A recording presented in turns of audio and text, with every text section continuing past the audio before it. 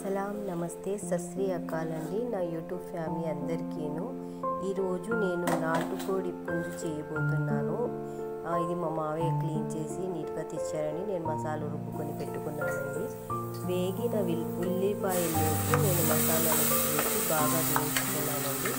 బాగా వేయించుకున్న తర్వాతే మసాలాలు చికెన్ ముక్కలను కానీ ఏమైనా ముక్కలు వేయండి. రాగి సంగటి విత్ నాటుకోడి పులుసు అనేది చాలా మంచి కాంబినేషన్ అన్నమాట. దీంట్లో మసాలా వేగిన తర్వాత నేను ముక్కలను వేసి బాగా కలిపేస్తానండి.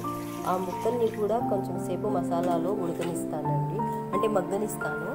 తర్వాత నాకు కావాల్సినంత వాటర్ పోసి నేను పెడతానండి. ఎందుకంటే ఇది చాలా బలిసిన పుంజు అన్నమాట. అందుకే దీనికి నేను 5-6 విజిల్స్ వచ్చేంత వరకు ఉడికిస్తానండి.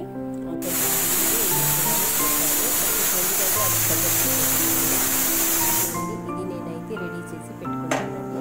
5-6 విజిల్స్ వచ్చేంత వరకు పెట్టానండి.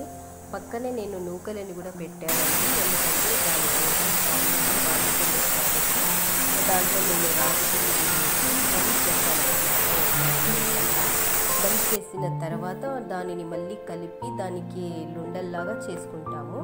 నా కూర అయితే రెడీ అయిపోయిందండి. చూడండి, చూడటానికి ఎంత బాగుందో, తినటానికి అంతకంటే బాగుంది. మన సౌత్ స్పెషల్ అన్నమాట ఇది. రాగి సంగటి విత్ నాటుకోడి పుంజు కానీ కోడి కానీ అని చేసుకోవడం అనేది. చూడండి, ఇది నేను 6 మంది కోసం చేశానండి. అంతా మొత్తం తినేసామండి. అన్నీ లాగిచ్చేసాం మేము.